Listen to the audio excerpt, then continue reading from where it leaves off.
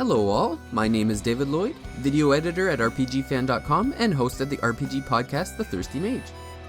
While we're all counting down the number of sleeps until we get to play Final Fantasy VII Remake, Square Enix has released the intro cinematic to the game, and it does not disappoint.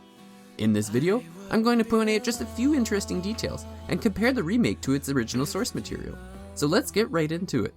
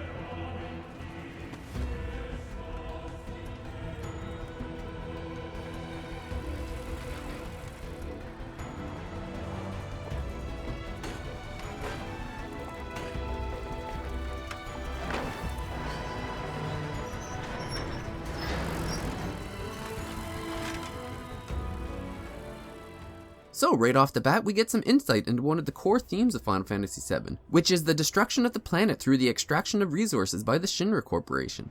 As we can see, the land surrounding the city of Midgar is devoid of life, and the imagery of the crow hammers home that the planet is dying. Final Fantasy VII Remake features a brand new, fully orchestrated soundtrack by composers Hamazu and Suzuki, with Uematsu returning to contribute an original theme for the game called Hollow. Here we get to see some amazing detail of Midgar, and we get a sense of a modern society that feels very steampunk. But let's get back to the trailer.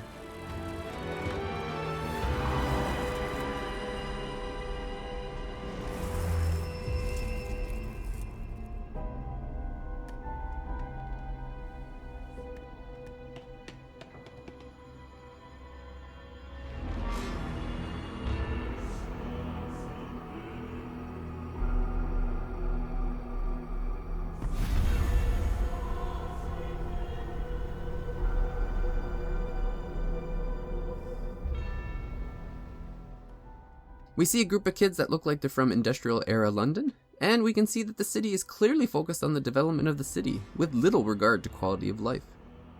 We pan from a dead flower to the Mako reactor, and we see a flash of light that brings us to the original beginning, a view from space prior to the introduction of Aerith.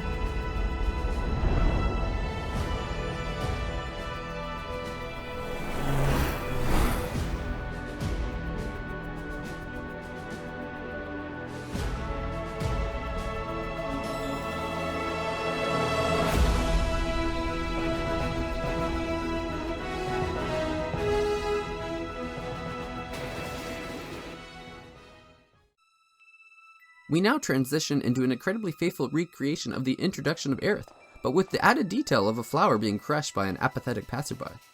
The amount of detail we can see as the camera reveals the entire city with the Shinra Corporation towering in the center is absolutely jaw-dropping.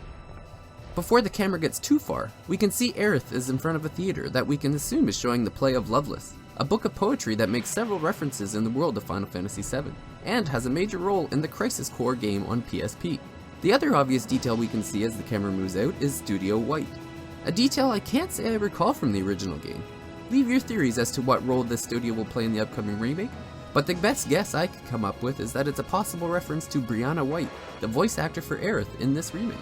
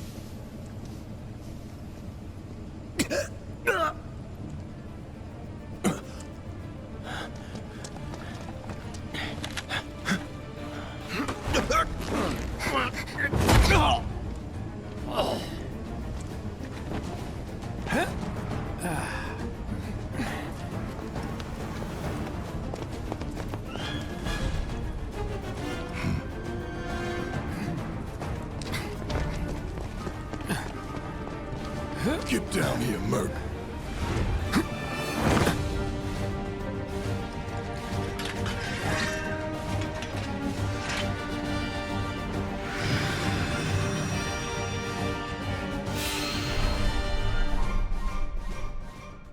And that brings us to the end with the dramatic introduction of Avalanche and the chief protagonist, Cloud. Again, a fairly faithful reproduction of the scene with one small difference. In the original, Barrett begins by saying, "Come on, newcomer, follow me." But instead, here he calls him Merc. Does it have any significance? Probably not, but it's still an interesting tidbit nonetheless. I can't remember the last time I had this much hype for the release of a game, and April 10th just can't come here soon enough.